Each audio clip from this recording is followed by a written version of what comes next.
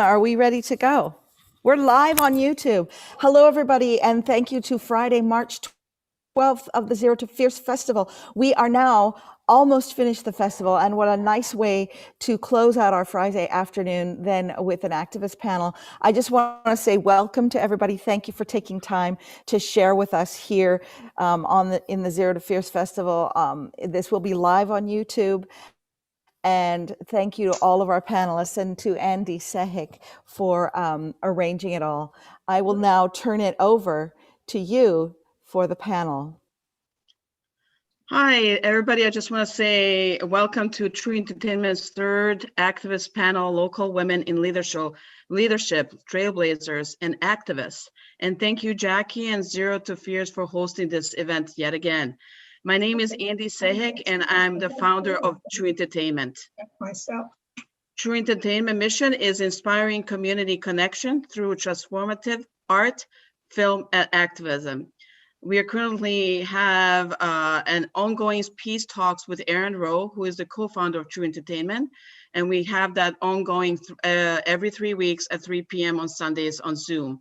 If you would like to join us, just like us on the Facebook page and send us a message, and we will add you to our regular meetings. And now let's get inspired by our amazing, talented, unique panelists. And here's to amazing moderator, Lauren. Thank you so much. Thank you, Andy, and welcome everybody. I'm excited to be here today, and this is my second time doing the panel moderating, and the first event was just an incredible inspiration to get involved and find out more information about incredible women leaders who are spending their time here on Earth in their lives and spending their time here in Humboldt County, creating wonderful change. And so I'll get right into introducing everybody. I'll introduce myself first and then kind of go through some bios of our panelists and then get right into questions. So I was here and I'm here because I know Andy through child welfare work. So I was born here locally in 1988 and placed in foster care at birth because I was severely prenatally drug exposed and my birth mother went out a window and down a fire escape right after my birth. So I was placed in foster care right at birth here in Humboldt County, and I was adopted in an active foster family home. And I continue to do speaker and training work to help resource parents take care of children in our community. So that's a little bit about me. And so we're gonna go on into our bios and introduce each of our participants. So thank you all and kind of saddle up for the day. First, we have Frederica Alto, the team leader of Reclaim Our Vote for Humboldt County. Frederica cut her political teeth protesting against the Vietnam War in the late 60s in Madison, Wisconsin. After moving to Humboldt County in 1974, she became active in the reproductive rights movement, serving 20 years on the board of directors for Six Rivers Planned Parenthood and 17 years as a volunteer options counselor and sex educator. She was their international advocate, and under the auspices of SRPP and later independently, she developed reproductive health care programs in Iran and Afghanistan. It says she became a public speaker on international family planning and gave over 100 public presentations to civic groups, college classes, and on local radio and television. So thank you and welcome, Frederica.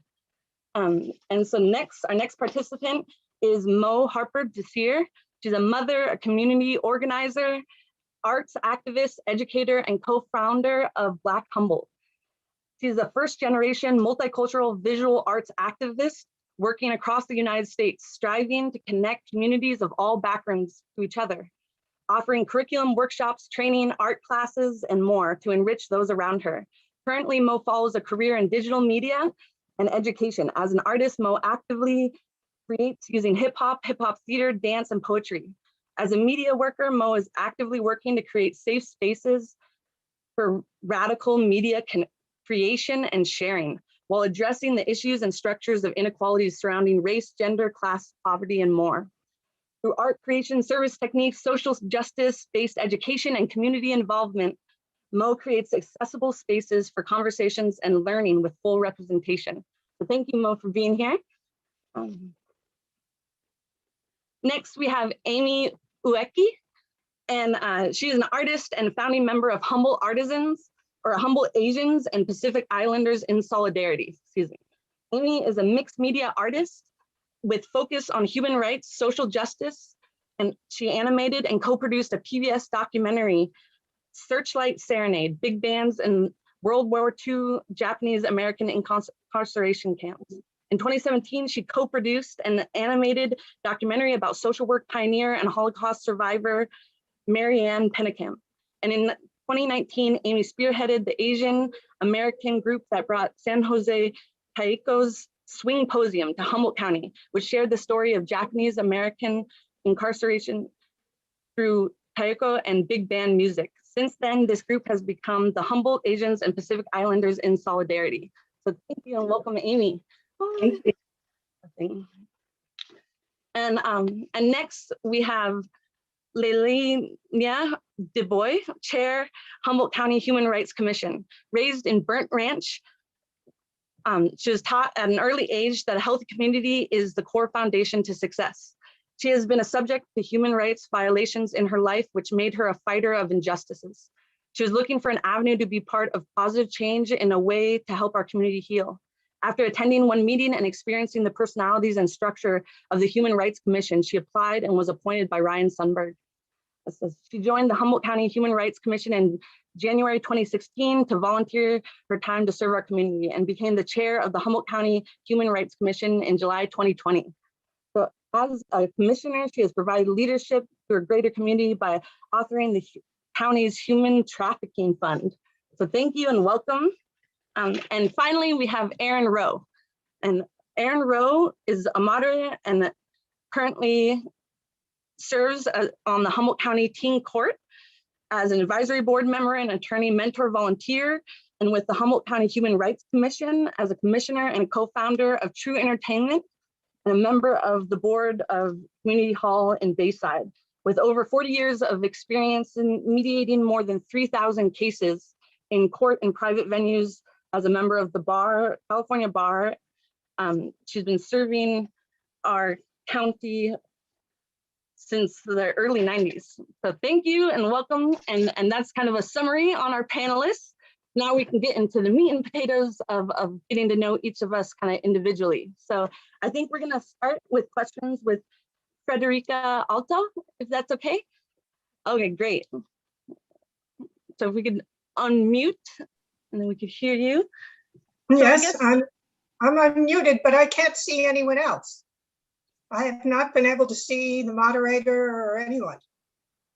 Oh no, well, hopefully we can get there it is. Yeah, okay, great. Okay. Oh, thank you, Frederica. So I went over your bio a little bit. If there's anything that you'd like to add to what I went over with your bio, it's a good time to do that.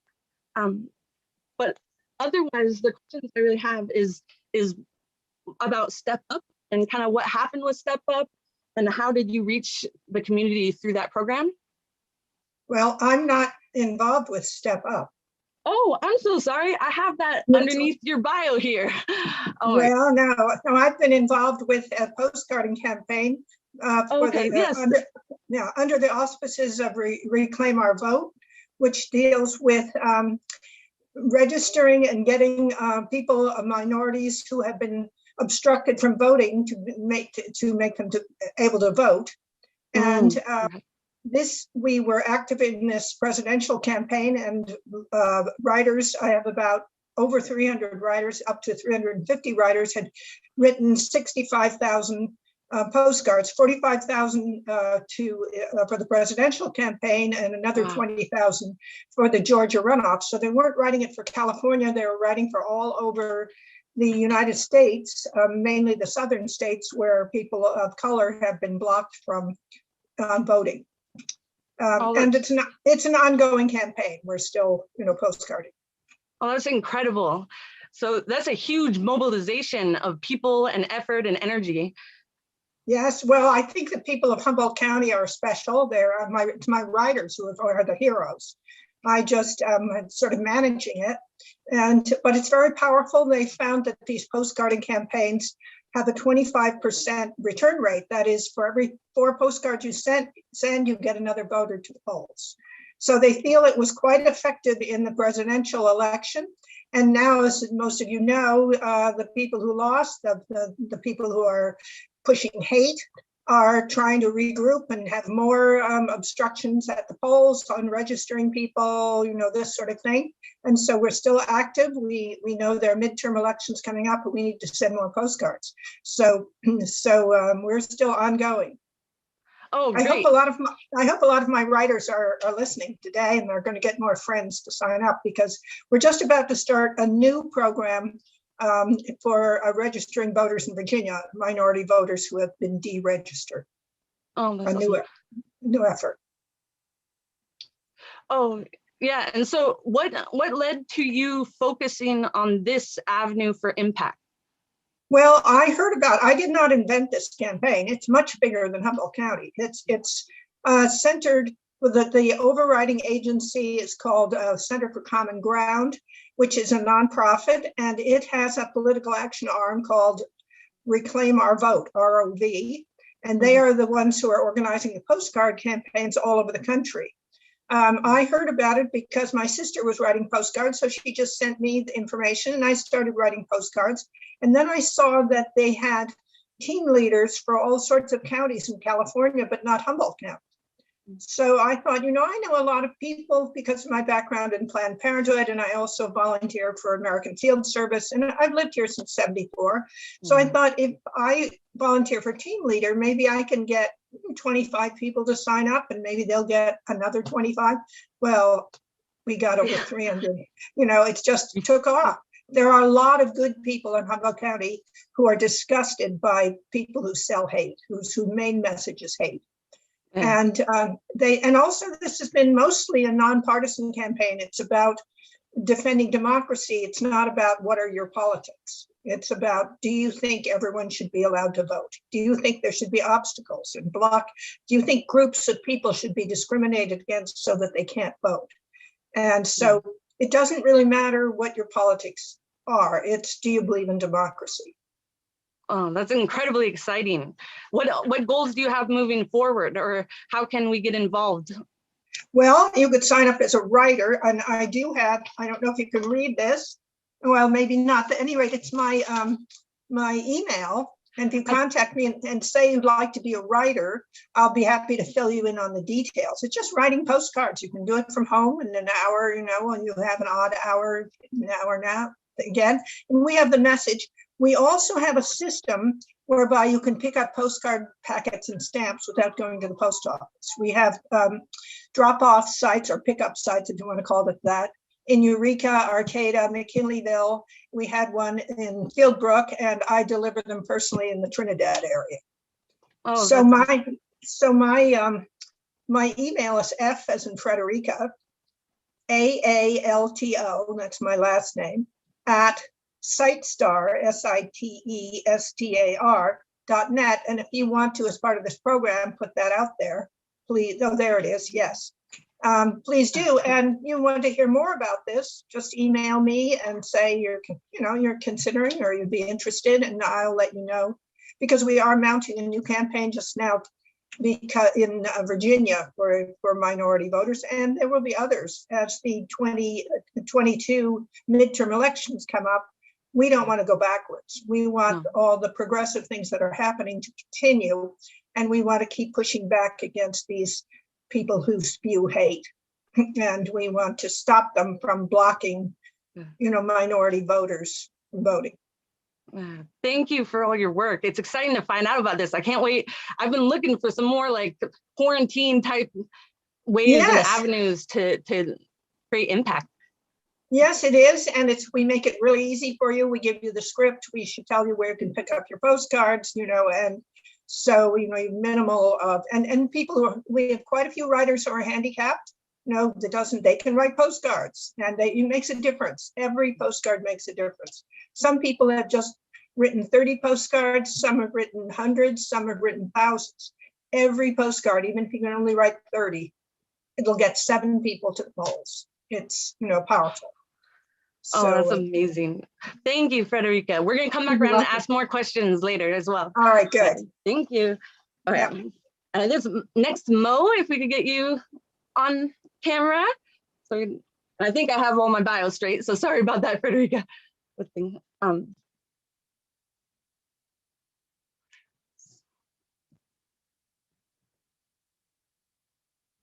So Mo, once we get you on camera and on here, I want to find out more about the work that you're doing here in Humboldt County. Hi. All right, now I can see you. Hi, welcome. Thank you for being here. Okay, so for the few minutes we have you, the questions I have is how did this all start? Were you first an activist and then a leader and trailblazer? How did you develop into kind of stepping up into these roles? I guess I would say it started as being the loudmouth kid and having the confidence to always kind of stand up for myself, my friends, and just the way I thought things should go.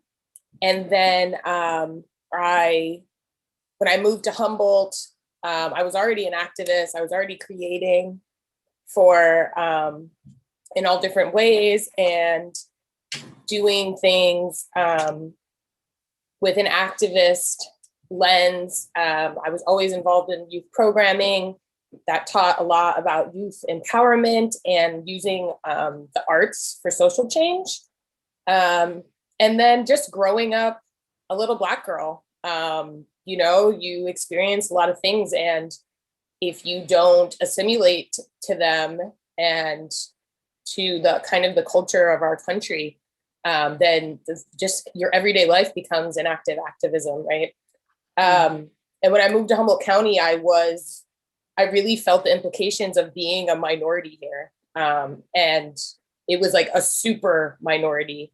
You know, I went from a very diverse area growing up in the inner city to a POC population of 19%, and only 2% of that being 2% of our whole population being Black. And so I really felt a lack of safe spaces for me, spaces that I would see people that looked like me, and just a reflection of my unique culture. And it's kind of a culture shock to go from seeing those things everywhere to seeing them nowhere. And especially when I first moved here, there was such little representation. Like I was struggling to find Black hairdressers, you know, Black self-care products, Black food, like even just the cultural foods I'm used to preparing for myself, I wasn't able to buy in the grocery stores. So I met another person from the East Coast, another Black woman, and we were just chatting like, what do you do? What do you do for fun? Like, where do you go? Where do you listen to music? Like, where is your escape? And these escapes were crucial when you go from navigating wearing a mask in predominantly white spaces all day, and then you don't have anywhere to decompress it, right? Or take the mask off and be your authentic self with people who their authenticity looks a lot like yours. And so those conversations were happening all the time between she and I, and we finally were like, let's just do it ourselves. Like, here's a list of some Black owned businesses that we're aware of, which like shout out Dewey's Beauty Supply and Taste of Bim. Those were like the 2 spaces that we found first. And we just told people to meet us at Dewey's. And we were like, we kind of like put it on social media and we were like, hey, come check out this beauty supply store because you're probably wondering where you can get your supplies as a Black person in Humboldt. And so that event was really fun, and we hung out and we drank wine and, you know, met the owner of Dewey's and got a personal relationship with them and their family. And then we were like, let's do it again. And so we did it at Taste of Bim maybe a month later. And we were like, let's just go, we'll buy a bunch of food and we'll just break bread with, you know, Black and brown people in the community. And we were like, self-identify yourself. If you feel like this space is for you, come to it. And we had it at Taste of Bim, and that was really great. And then, or actually the bootlegger in Eureka hosted us before Taste of Bim. And the owner there was an amazing ally. She understood exactly what an exclusive space was, why we needed it, why safe spaces mattered, and was so adamant about removing herself from her space that she donated to us. And it was really moving to know that, you know, we had community like that here. And so we just kept outreaching to Black and brown owned businesses, got on social media. Neither Deanna or myself are like on social media too much, but we were like, this is a platform we can use to try to connect the community here. And we did a lot of on foot. So we would like walk around with business cards that had our numbers on them, Google places and go in there and introduce ourselves.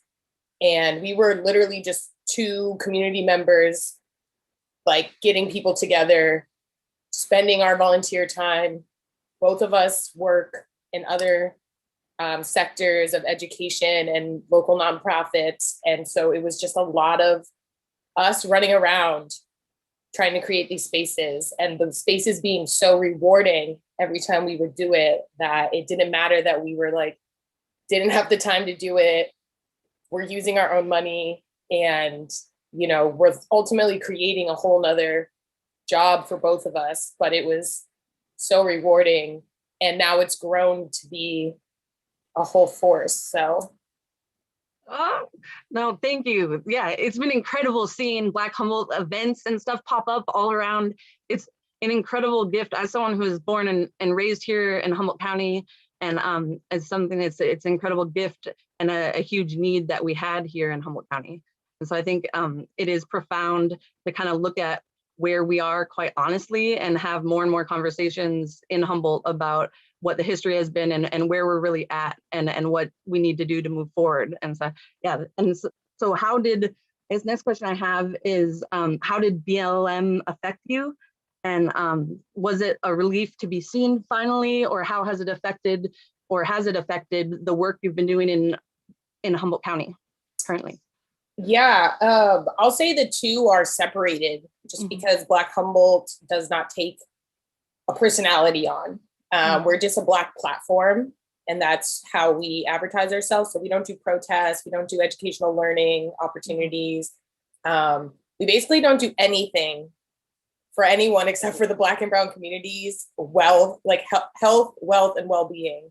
But as an individual, I mean, the Black Lives Matter movement did not start over the summer. And it's something that, you know, I've been involved with since before I came to Humboldt, back in like 2007, 2008, just needing to constantly remind folks that Black Lives Matter, and the different ways that affects us all, right? And a big part of it is representation, and reminding people that we are here, living alongside, you know, our dominant culture, even if we don't assimilate to it. And so the summer was hard. I like being a number, to go to protest, you know, and to be physically present and to physically support movements and people in my community. But it's really hard to do that here. And COVID also had a big effect. You know, we see a lot of performative allyship come out of predominantly white communities, whether they mean to be harmful with that intent or not, it happens. And so summer in Humboldt was very challenging in, you know, from the lens of just a Black community member, especially a Black community member that's been asking to be supported by this community since I came here years ago, but wasn't noticed until, you know, there was a movement that went along with holding our Black community members. In which I bring that up to remind everybody that that community needs holding and nurturing all the time, especially in spaces that they don't feel like represent them, are shared with them, or you know, are given to them in the same capacity as their white counterparts. And but I will say that a lot of movement for our Black community came out of this summer. And I know there was a lot of trauma, there was a lot of pain, and there was a lot of mixed feelings that came out of the Black community. But, you know, a lot of people joined forces with one another. A lot of people got to know each other. a community group called Be Black, Building Black Community was created. And they're a more strategic approach to how we can nurture our Black community in Humboldt County. And I would say that although the wave of movement was very performative, we did in fact gain more allies over the summer, and people were gaining perspectives. And it gave a chance for people to recognize that a lot of the work that needs to be done needs to start individually, and then they can later connect with their communities that need their assistance. Because not only the Black community needs support and holding in Humboldt County, our Indigenous community also, needs support. Thank you for that. And so you spoke a little bit about some of the needs you have. And so what other needs do you have from us in the community? And then how can we get involved? Yeah, you can always donate to Black Humboldt. If you're not sure what to do, donating is one of the best things you can do, especially to back to the efforts that are led by those groups. So if you want to help Indigenous folks, give money to Indigenous folks. You want to help Black folks, give to Black folks, because they're not assuming what needs to be done. They're connected with that community and having those conversations. And so if you donate to Black Humboldt, that goes directly back to our community.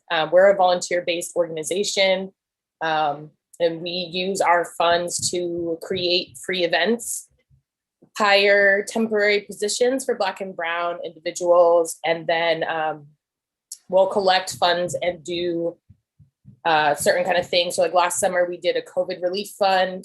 This year, we'll call it a Juneteenth relief fund for Black businesses. We were able to do back to school kits for over 100 families in Humboldt. We gave away gift cards, books, supplies, everything you need to go back to school and be successful. And so, yeah, we try to think of new things that we can do to create resources, and then just maintain our presence as a free resource for the Black and Brown community. And then other than that, really educate yourself about what it means to be an ally and the layers to being an ally versus a co-conspirator. And just to review that we all have a lot of unlearning to do, and it's not going to happen overnight. And that a lot of it starts with yourself. Google is a great tool. Do not turn to your neighbors and ask them what to do. So yeah, I would just say do that when you can. Support Black owned businesses and Black individuals and entrepreneurs. Request diversity in your jobs, on your boards, in the shows that come through your theater, in all the ways possible. Just try to include as many different perspectives outside of your own in everything you do. And I think that's a great place to start. Oh, thank you so much. That was amazing. Thank you, Mo. And next, I believe we're going to be talking to Amy. So if we pull up Amy,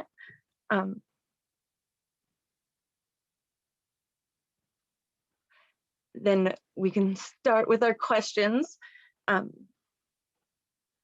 do have some questions about, here, I don't know if I should wait till we pull you up. Oh, there you are. Hi, Amy. Okay, get you unmuted. There I am. Here I am. Thank you for your patience. I was pressing on the iPad, all these buttons, but I wasn't being released. So here I am. Thank you very much. Yeah. Thank you for being here. It's great to be here. Thank you. It's already so inspiring. Both Mo and Frederica are really so dynamic and have experienced both of their work in different organizations, and Frederica cuts herself short because she was an amazing organizer and such a cheerleader for getting out the vote. It's an amazing organization, and I really feel like it's shows you one person's little actions can make a difference in our community, but even nationwide. So very inspiring. Oh, thank you. Yes, it's incredible. And Amy, we want to talk about the kind of the work you've been doing in Humboldt County. I think the creative work in terms of your film and stuff is incredibly exciting in terms of the opportunity to access and impact such a huge crowd. But I guess the questions I want to ask is about Humboldt Asians and Pacific Islanders in Solidarity, and a little more about that group and how it was founded and what's going on currently. Sure. That is a new moniker for a group that's only been around for about a year, which was Taiko Swing Humboldt. And that group came out of a need, desire to collaborate with San Jose Taiko to put on community performances and school performances, to educate people about the Japanese American incarceration during World War II. There were 10 camps that had over 120,000 people in them during the war. And there were so many parallels to what was going on down at the border with the families being separated. This seemed like a really good time to bring attention to this in our community. And to preface that, in I think 2011 and 2012, I co-produced and worked on a PBS documentary through Key TV called Searchlight Serenade. And that really highlighted the big bands that were in the camps. And these were primarily second generation Japanese Americans. So they were Americans, but they were behind barbed wire because of their heritage and the false assumption that there was collaboration with the Japanese government and they needed to be sequestered away, especially on the West Coast. So it was a horrible act that was instituted by our government, who have since said that this was a wrong thing to happen. And for that, we appreciate it. But it seems like history often repeats itself. And so for a group to go through that and not reflect on events that are happening now, and also during 9/11, when the different communities were affected, that Arab Americans were affected in a harmful way. For us not to speak out seemed like a horrible thing to do. So I was part of that video, and I was contacted by Franco Imperial, who's the artistic director of San Jose Taiko. That was about 5 years ago, and he wanted to know more of my personal experience interviewing different musicians from the camps. So I passed on the information that I had and put him into contact with these people, and also shared the information I knew, which was we had interviewed 14 musicians from the camps who were incredible human beings, who were teenagers when they were in the camps, and they had such a positive outlook on life. I think it was a lot affected by their embrace of music as a way to express themselves and also escape from, especially in the camps, the drudgery and just ennui of being there for no reason. So we shared that. To think of taiko being in the camps, and if you don't know what taiko drumming is, it's a Japanese folk tradition, which has been really adapted and adopted by Japanese Americans into a sort of a different. It's been changed a lot with jazz, so that it's much more performative. And so they took that and they put it into the story to tell the story of the big bands in the camp. So there was a swing element, there's a taiko element, and there was an immersive element of being right in the, having people dress and dance when they came to the performance, and you actually, it was like you were an extra or, you know, one of the actors in the group. And it sounds a little hokey, but to actually be there and to experience it, it really works. And you do feel like the information that's being passed on really, it was wonderful. So that's a long story to get to the point of, we evolved as a group. We had this wonderful steering group called Team Tycho that stayed together, and we decided that we could do a lot more than just this performance, which was a week-long performance a year later. And we felt like we needed to work with other groups in our community. The Asian Americans and Pacific Islanders are, you know, a small group. We don't have official, we never had an official group before this. And when I was asked by Franco if I could pull together the Asian American community, I didn't know what he was talking about, because we don't have a formal group. So I just called everybody I knew, emailed all the Asian Americans I knew. So this group that was originally Tycho Swing Humboldt has evolved into Humboldt Asians and Pacific Islanders in solidarity. And the in solidarity part is we want to work for with other groups like Black Humboldt and Centro del Pueblo and the different indigenous groups here, to one thing, join together in community to celebrate the diversity, and also to help each other out and be more visible. And so that's how we started. It's called Hoppy. And we're starting to get a presence on Facebook and Instagram. We've done different fundraising events, and you'll hopefully, if you're an Asian American or Pacific Islander or an ally and interested in the different cultural events and education, please join us. Oh, thank you.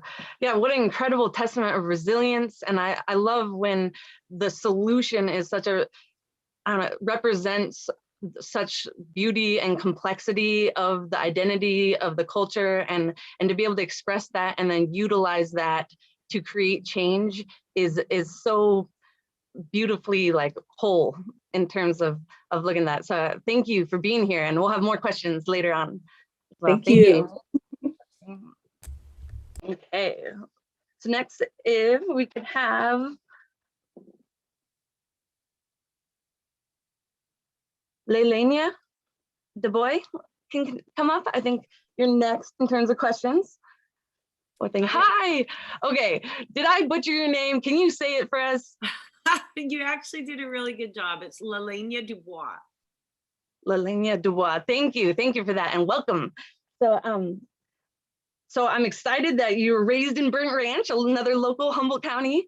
And so if we have a question, I guess my first question is, what was really your turning point, and what was the catalyst for your activism and really leaning into that space here locally?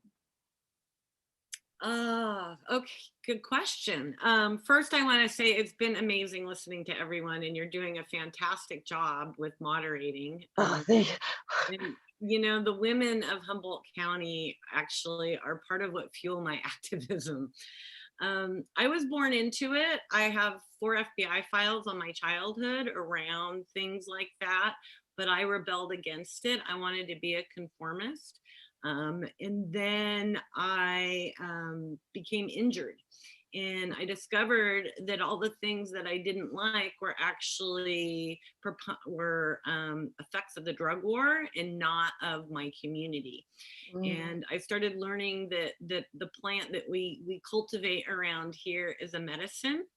And I started realizing that so many things that had happened to me, and I've had a lot of horrific things, and all those stories you hear, those things that had happened to me were because of the oppression of the drug war, not because of my community, not because of a plant, but really because of those circumstances.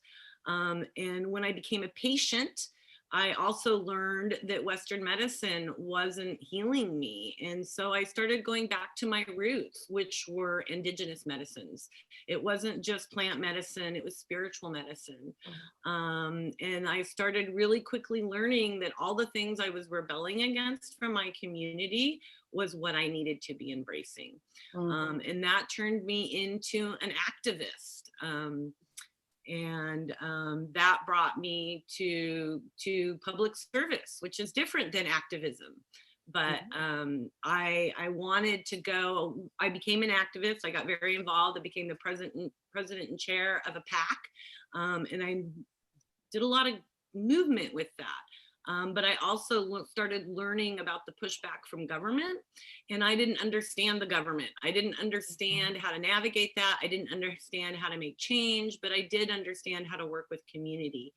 And I was very blessed to get put into the position as a human rights commissioner.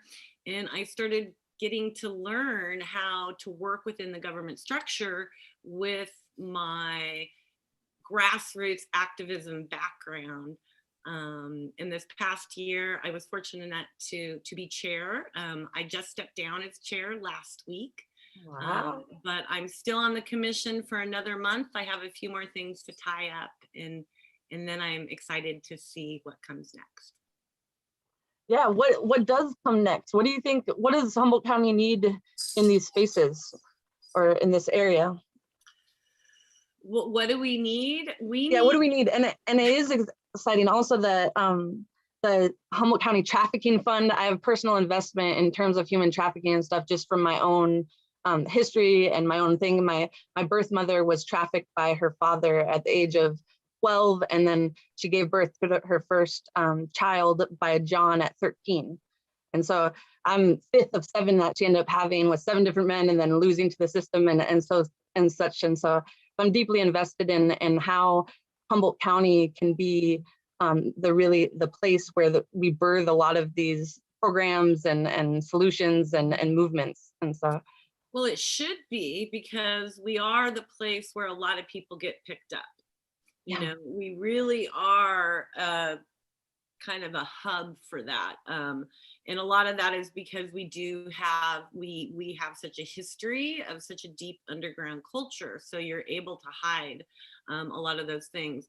I think cannabis legalization and regulation is helping us not only look at human trafficking, but look at homelessness, look at racism, look at all these issues in our county with a much more honest perspective, because you can't solve solutions when you're not really looking at or able to even discuss part of the cause of the problem. So I think the first thing is one of the things I noticed when, and the reason we have a successful human trafficking fund is because, growing up here, we used to all know each other. We knew who birthed you, we knew who your family was, we knew what kind of booze if you were a drinker, you drank at the store. We knew, you knew everything. So we had this really ease of familiarity. And when I was doing the political work, I realized that we thought we knew, but we didn't know. So there was this very unsafe level of trust happening when we thought everybody was our family, but really we didn't know each other. And I think with digitalization, that's also created another layer to that. So I think we need to have a lot of coming together, a lot of summits, a lot of communication.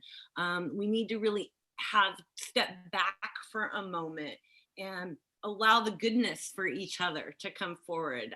You know, when I grew up here, we just expected everybody to like us.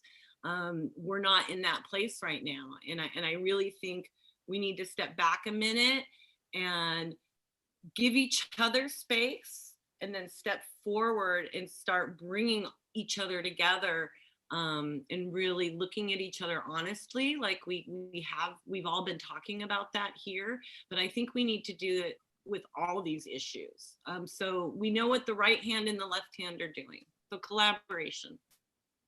Yeah. Oh, that's so exciting. Thank you. Yes.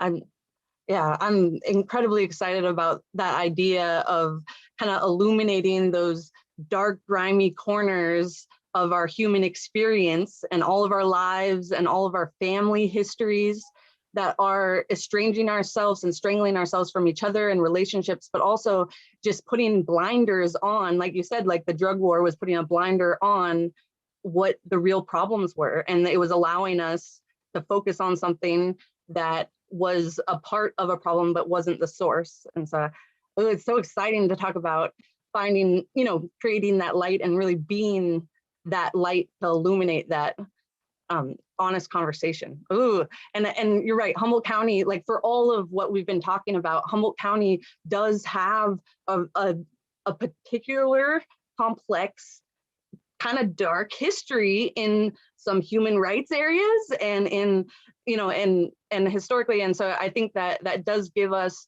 a really unique platform to create solutions out of these problems. And we have such a beautiful area to do this. I was like, oh, exciting. Thank you so much. We're gonna come back around with more questions.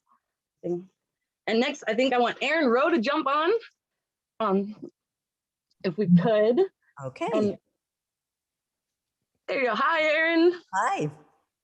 So, with all of your history with the juvenile probation and the court systems and mediating, you have just an incredible perspective on kind of what we've been talking about in terms of the picture of where Humboldt County is and its history and where we're at. And so part of the work that I see that you've done is including working with alcoholics and working with families that are struggling. And so I want to know what, like, in terms of the work you've been doing, what have you learned about families in Humboldt County?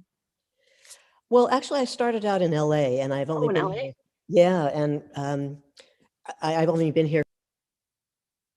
Oh, you just went muted. If we could get you back. Sorry, sure enough. Oh, there we go. Okay, yeah. So from LA. Yeah. Firstly, I want to say thank you for doing this, and it is so exciting to be up here with all these really impressive and incredible people. So I'm delighted to be here, and thank you for doing it. Okay, so I started out, as I said, in LA, and I got a law degree in 1980, and I hated it. I absolutely hate law, and so I couldn't even look at the bar. I couldn't even look at the words anymore. They were turning my stomach. So I took 10 years off and did nonprofit work, and in all kinds of volunteer work. And I started at the Claire Foundation, which is a where are we? Oh no, that wasn't it. Anyway, the Claire Foundation, which is for alcoholics and recovering alcoholics and their families. And I started working at their soup kitchen, and I absolutely loved it. So I love cooking. I'm an obsessive cook, and I loved working in that soup kitchen. And then I kept working with Claire, and I became president of the board for a couple of years. Then I did a bunch of mediation trainings, like many, like 6 of them. And I was also I worked in dependency court. Do you know what that is, Laura? I believe so, but if you want to give a quick. Sure. It's where all the abused and neglected kids are. That court has jurisdiction over them. Yes. And I worked there for about 10 years, both as a mediator and a CASA supervisor. Yeah. Oh, awesome. CASA is wonderful. Yeah, they were great. And actually in LA, you can be on the record. For some reason, they don't have as much power up here. I guess it's smaller, but whatever. And I also, while I was in LA, I also volunteered, Frederica, at Planned Parenthood, doing teaching birth control in the high schools and sex ed in the high schools all around LA. And then before I left, I was also chair of the Santa Monica City Social Services Commission, which oversees 35 funded agencies, social service agencies. Then I did a bunch of mediations for everybody. Here's a program that I really enjoyed. It was called Fair Returns, and I went into the probation camps in northern LA. They had probation camps where the the kids who were kind of first-time offenders. It's if they're under 18 and you got to go to jail, that's where they go. So I developed a program to train them to mediate cases, conflicts between their friends. Wow. Because they're all gang members, and so someone will walk up and do this kind of a move, and then they'll kill each other. So that was super fun. And so it was incarcerated teens, and I did train them to be a panel to resolve their own conflicts. I also was training the probation officers while I was there in the camps. Right, we did that. Oh, that's so incredibly exciting. It's so awesome to give tools for communication and mediation to youth. It's an incredibly powerful way. That's what I'm still doing and want to do. That's kind of where I'm focusing now. Also did, and then I was the supervisor for an after-school enrichment program for at-risk inner city youth. Great fun. That was so much fun. I had all the other supervisors decide what their favorite movie was of all time. And then I got the kids' library cards, and we rented them, and we would watch them after school. But these were ways of passing down the best parts of our culture to these kids, not junk, but like the movie that you remembered your whole life. Hence, true entertainment. Movies can be powerful, huh, Andy? Yeah, totally. Yeah, that was really fun.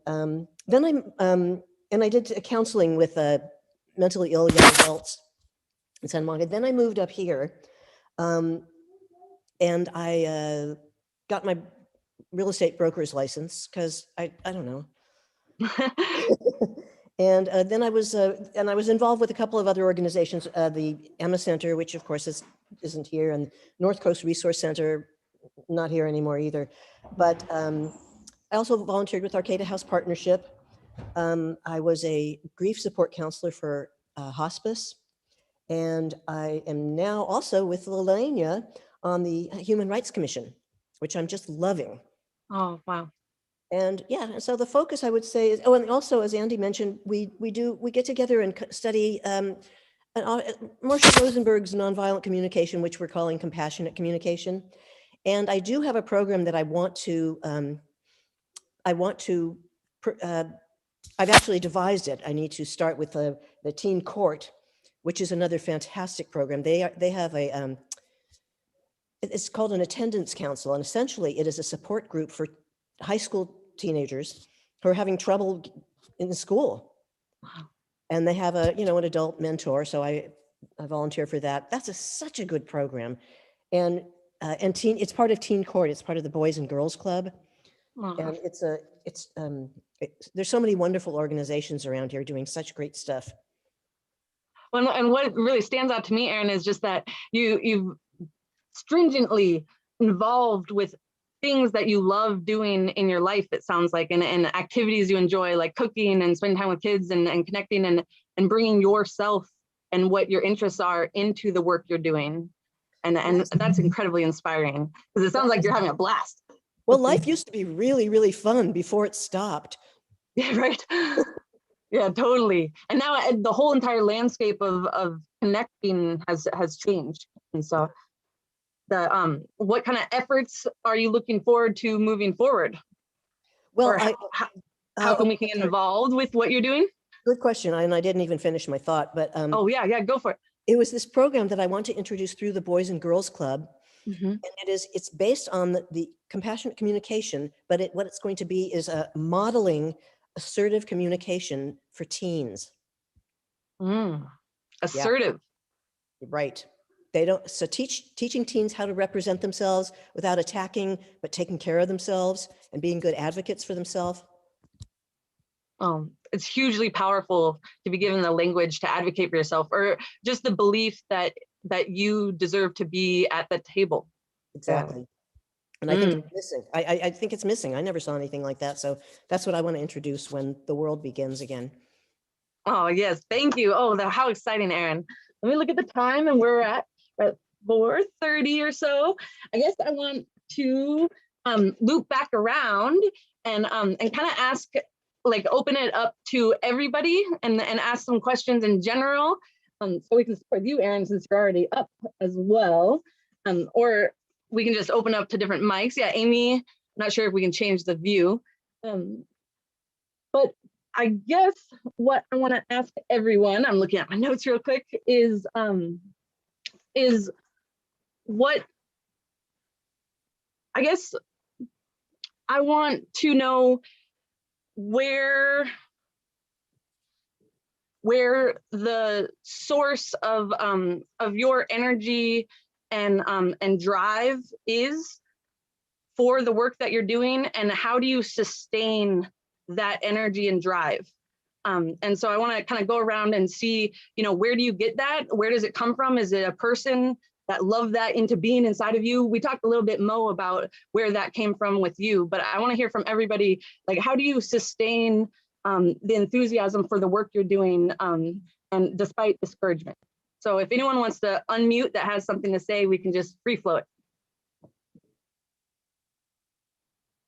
Oh, yeah. I could do that. Initially, I started to get into groups that I had something to learn from, that I needed to learn about. And I personally have enough energy to run the whole city by myself, so I don't ever run out. And I think it's incredibly fun. And feeding people who are hungry, I just love it. There was another great program, the Uplift program, where they pair an individual with a homeless person in the community, and their motto is, "We've got this." And that individual gets the person back back housed. That program, of course, is also on hold, but that was great. That sounds awesome. Cool, thank you.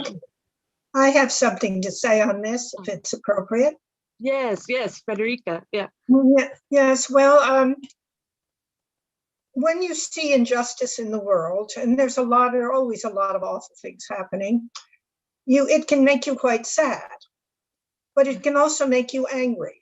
And I think that if that anger can motivate you to do something positive, then the anger is good, as long as it doesn't motivate you to aggression or violence of any sort.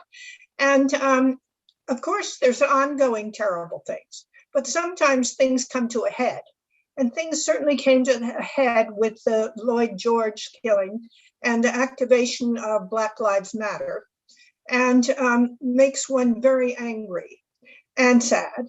And if you think, I also thought of the comment, I forget if it was John Lewis. Of course, John Lewis made wonderful words, which I had posted on my refrigerator.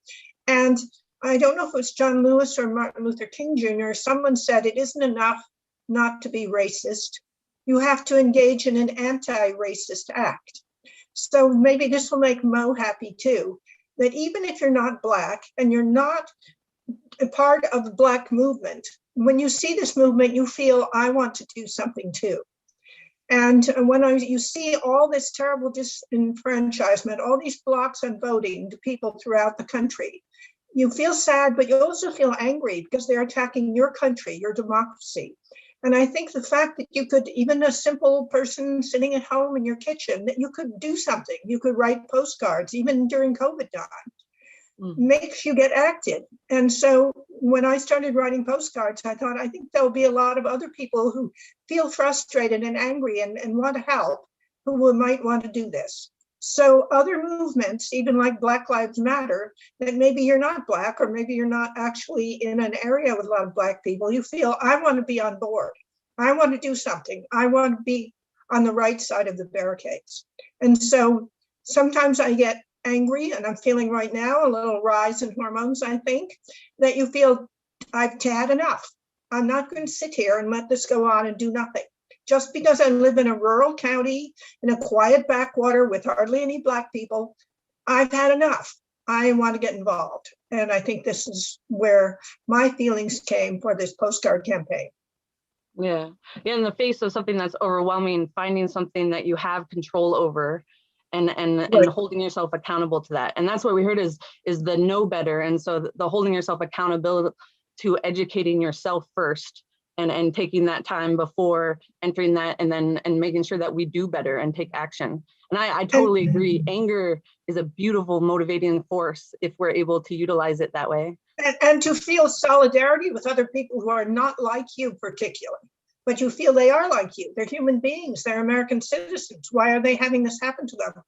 And of course, it's happened for generations. And I admire people who march across bridges and sit at lunch counters and get punched and spit at, and people who are have been killed for their beliefs. And I think, well, I've got to do something.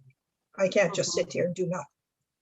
No, totally. Thank you, Frederica. You're welcome. Okay, and someone else. Where does this come from? Where does this energy come from, and how do you sustain it? Yeah. Yes. Are you calling on me, Laura? Yes, yes. Sorry, I don't want to talk over anyone. Oh no, go. I really liked, is it Federica? Did I pronounce that right? I hope I did. I have a really difficult name, and I'm just horrible with names. But I really loved what she just said, because someone asked me a while ago, how do you do this? Because sometimes you're up all night, when you're in the crunch of something and you have to make sure things go right, you are up all night. And what I said is, and this is what she sort of said, is it makes me feel better. It makes me, feel like, there's all these horrible things going on in the world. There's so much heartache and so much suffering that activism calms my PTSD. And what fuels me is love, is because when you've been traumatized and you've been hurt, or someone you loved has, you care so much. And so you love. And I think most activists really are empathic human beings who just really care. Well, I do feel that what we're fighting is the forces of hate. And what we're defending is democracy and love. It's really true. And I do think that unites us, no matter what our background or experience, that we know that hate is wrong, and hate towards any group is wrong. And we are against that. And we want to we want to be on the other side. Mm-hmm. Oh, thank you. Yes, Amy? Yeah, I think probably like Mo, I came about this in a tangential way. I didn't start out to be an activist. I think as an artist, my work has always been political, and it's when I see something that bothers me or I want to speak to that, I create something. So the intent originally, I think, was just telling a story and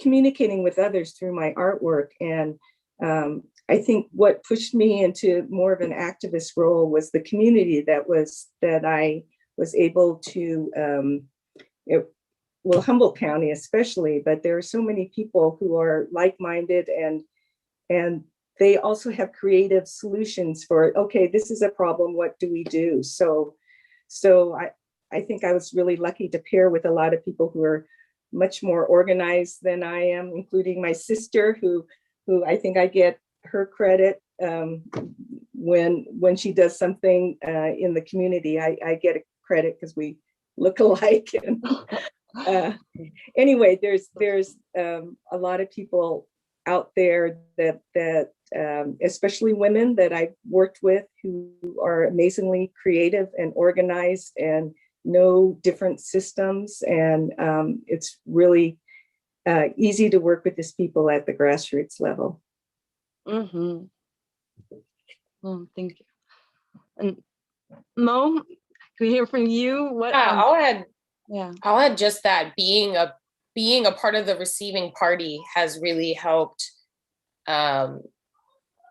have a reflection of how impactful what I'm doing is, and creating community that I need also kind of sustains the work being done. Like, I want to keep connecting with my community. I want to keep creating fun, safe spaces, because it's kind of like medicine. Like, every time we do it, it's like I might spend a month overworking myself to make something happen, and then it happens, and it's like, you know, it recharges my batteries. Like Juneteenth last year, I think I was just, you know, sailing high on Black energy for like a month after Juneteenth, and just sharing space and having these beautiful moments absolutely keep it going. And then having an awesome team. So we have people volunteer with us all the time. People will hit us up and be like, we should do this, and we do it. You know, we don't follow any type of like hierarchical structure, and we try to really, you know, dismantle those white supremacist structures and systems that we find in so many organizations. And I find that it makes our work more pleasurable. And we have a more all hands in door, you know, open door policy where the workload gets shared, and, you know, you're able to say, no, I can't do this, or no, I need to unplug right now. And you have a community that supports you while you're doing that. And then I think I just have a personality that when I find myself in a position of privilege or in a position to help or, you know, aid somebody or a cause, I'll do it. Just because I've been on, you know, in the crappy situations, and I've also been in positions of privilege to not be there. And I want everyone to get out of those areas. So. It's exciting to see how like adaptable, I guess, your approach is in terms of moving forward and organically following, you know, like those connections you're saying, and your own drive to connect with your community and stuff is beautiful. And I was like, remind me of like this quote that my mom used to always say growing up, that was like, declare your limits, and sure enough, they're yours. And it's like, when you start realizing that, it's like, why would you do that? And especially, why would we limit ourselves based on structures of historical oppression, when what we are doing is finding that we have the power to completely create how we move forward. I was like, it's so beautiful. Yeah.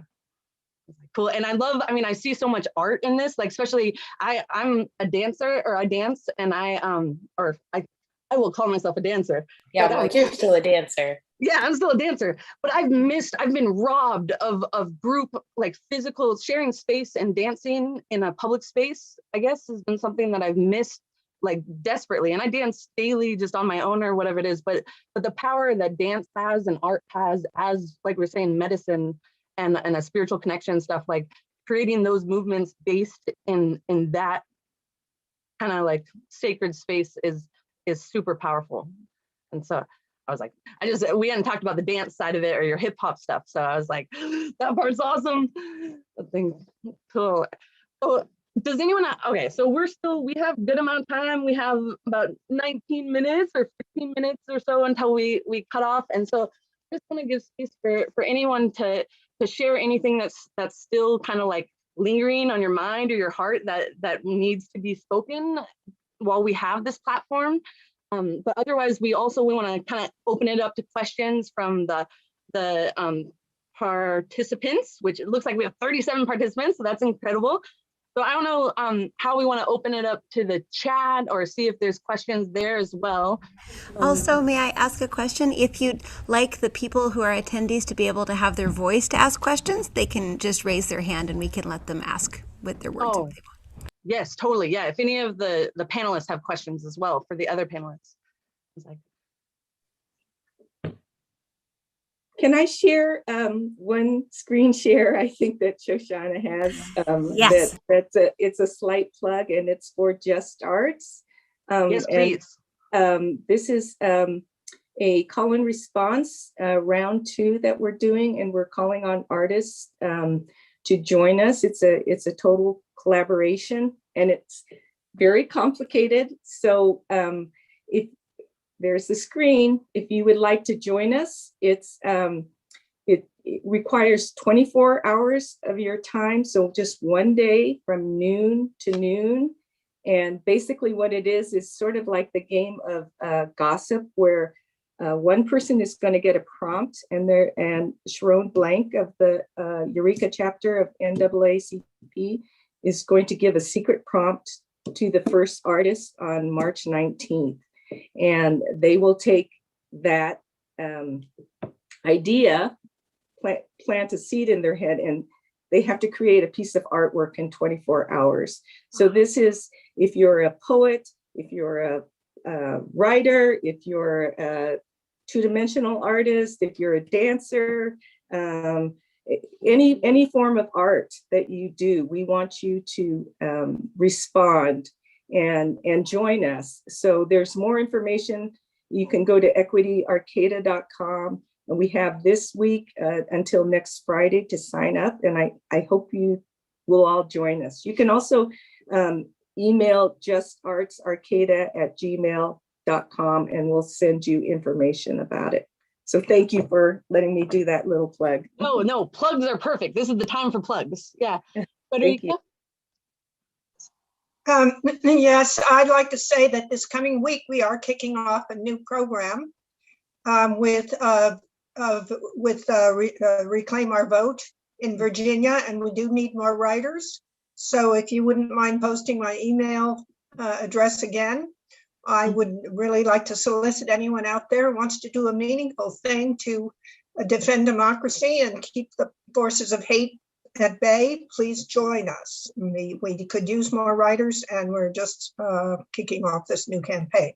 If any of you writers are listening, I will be getting a letter to you.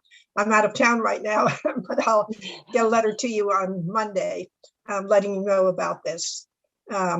So we certainly would happy to have people on board, and this is a meaningful thing you can do in helping our democracy and helping all those disadvantaged groups that are being discriminated against. Thank you. Yeah. So could you post my email again, please? Yes, I think it got posted. Yes. Okay. Good. Delaney? Thank you. Yeah, I just want to, since we're talking about it, I'd like to mention that the Human Trafficking Fund still has funds available for programs, and we developed that fund so there would be a lot of opportunity for individuals to apply if they have a really cool creative idea.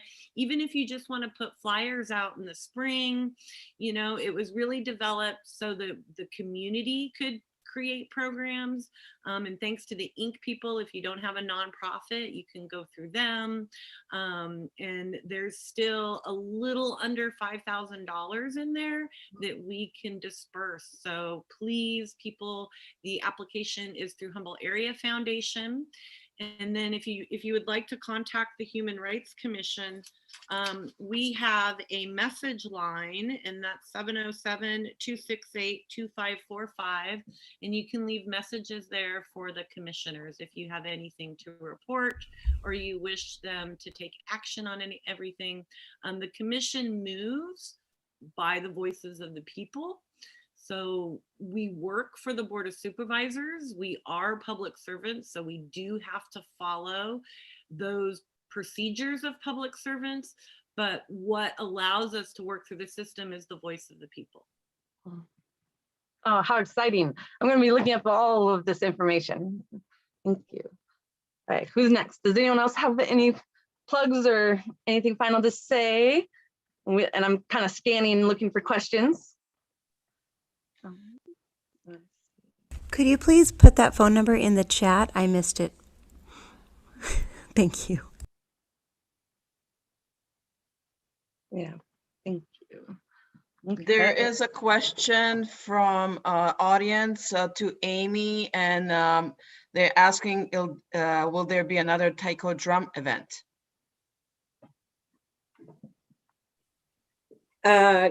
There will be, if you're talking about San Jose Taiko, they do want to come back. And I think that they have been invited back. We dearly want them, but we have a new group that has been started here called Humboldt Taiko, and this is a result of the initial group coming. And Gary Roney is the leader of this group, and he's giving weekly taiko lessons, and which right now are sort of Zoom hybrid form, and they will be performing, and they are great. They're a small group. They started a group through HSU, through ADPIC, that's ADPIC, which is the Asian Desi Pacific Islander collective at HSU, and they're inviting HSU students, BIPOC students, to join them. And so we're starting to have a Taiko community here. But San Jose Taiko is going to come back. So stay tuned. Join our mailing group and we'll let you know when that happens. Thank you. Awesome. Thank you, Amy. Any other questions, Andy, from the chat? I was like, unmute if there is. There was before that, and Mo already answered, they just want to know for Black Humboldt, what is the website? And did we get it in the chat yet? Yeah, I just wanted to see if Yeah, we it was can there say it earlier. out live. We can put it on again. Yeah, it's just www.blackhumboldt.com, and then you can find us on all socials at Black Humboldt. And we pretty much just use our social media for Black promotion. So you'll see like all the events that aren't even just Black Humboldt, but anytime someone Black or brown or BIPOC is doing something great in the community, we usually post about it. And our events page on our website has a lot of input from like HC Black Music and Arts Association, local artists in the area, lots of stuff, not just Black Humboldt stuff. So really good to connect with that. And you'll see Black businesses, Black events, equity opportunities. Since Black Humboldt doesn't do any type of equity or racial learning, we repost a lot of trusted sources that do those type of things. So really good to get connected with us on social media and our mailing list as well. Oh, thank you, Mo. Oh, this has been incredible. As somebody who I'm working towards, future, hopefully in nonprofit and being able to continue to create solutions here, it's just really inspiring to see all of you take kind of the intimate knowledge that you've gained from your own experiences and your lives, and then apply them to the world in this way. And my adoptive parents taught us all like be problem solvers. And I think it is about really feeling empowered, just personally to feel like you can make change and that we can have impact. And so like I definitely am coming away from this evening feeling like I have a lot more opportunities, a lot more tools to use to create change right now here in Humboldt County. And so I was like, this weird little crack baby that has been directing this panel here and bumbling along is even more inspired to know that I personally can help change the world and make impact in that way. And it's kind of like another quote that kind of remind me of is like, there's that old, like, was it Spider-Man? Like, with great power comes great responsibility. And kind of what I'm seeing here and is more like kind of the reverse of that. And what I see is you guys is people who are taking great responsibility, and with that comes power. And so I want to thank you all for being here. And I guess I want to end today with your guys' messages to women who want to be activists and want to make a difference. And what would you tell like our future trailblazers, and what advice would you give? So you guys just want to unmute? Yeah. I'll go. I say stay in your truth. Yeah. Thank you. Yeah, I'll go off of that and say to create authentically and to stand your ground, because you know what you want, and most likely other people want to be there with you. Yeah, thank you. Yeah, Frederica? I'd like to say that an individual can make a difference. Don't think because you're just an individual that you don't matter. That individuals find other individuals and they link up, and individual efforts can make a big difference. Oh, thank you. You guys are all proof of that. I'd like to say we're being led along by this next generation. I've learned so much. So help us along. Help us, that those of us who are not as aware of changing dynamics in this our social world, and just I appreciate being brought along. So thank you. Well, thank you, Amy. Oh, and Aaron, it sounds like I see something in the chat too that I think relates to what you were talking about, I believe. Yeah, I'm looking at that. I don't recall using that term, but if I did, I apologize. They were incarcerated teens. Yeah, totally. And so they're incarcerated. What would you tell future trailblazers that want to make impact in the realms you have? Yeah, just be creative. Do what doesn't exist yet. Make it happen. Yeah, totally. Invent the solution. Yeah. Cool. Thank you. And there's so many fantastic young people now that are doing that. So, around the world. Yeah, for sure. Well, I thank you. I think, I don't know if we want to have, we have an announcement about at PM we will show Our Native Daughters documentary featuring Allison Russell, and 7 p.m. Saturday show as well. And so there's more information about events that are upcoming in the next day or two. And Andy, do you have anything else you want to say to close up our evening? Absolutely. I just wanted to thank again everybody, all the panelists, for being so amazing, and such an amazing group of you come with different points and different interests, and we came here together and we have one thing in common. We want to change the world. Yeah. So I appreciate you all.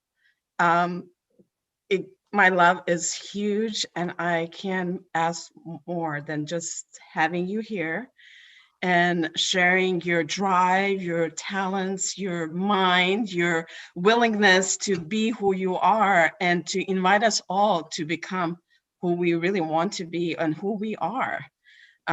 We do want to make changes, and we do. It's just sometimes for some people you need a bigger push in this. So my intention of this panel was always to have that seed planted in other people and make them go out of their comfort zone and go and do whatever their heart desires, whatever they need. You can either join you in your groups and your callings, or maybe start their own.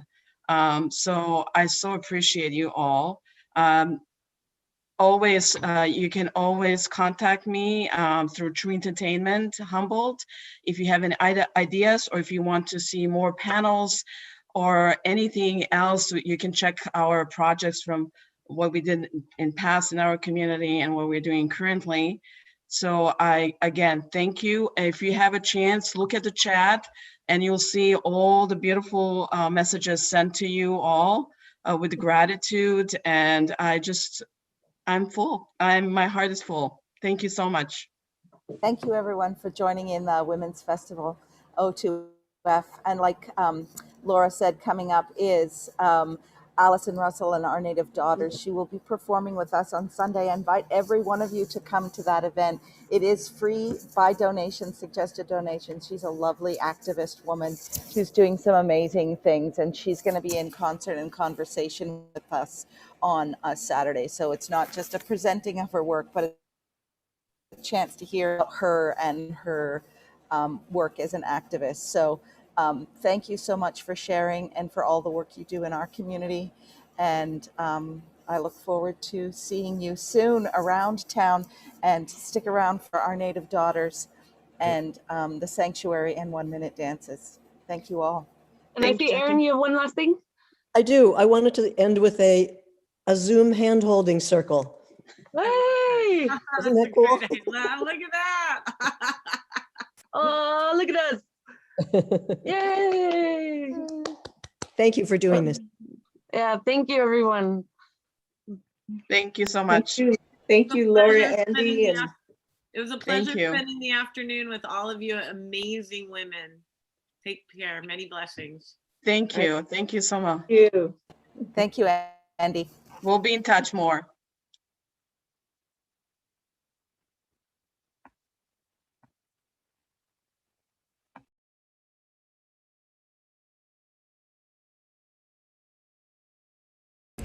Thanks everybody so much. I'm just getting the Our Native Daughters documentary queued up for you all.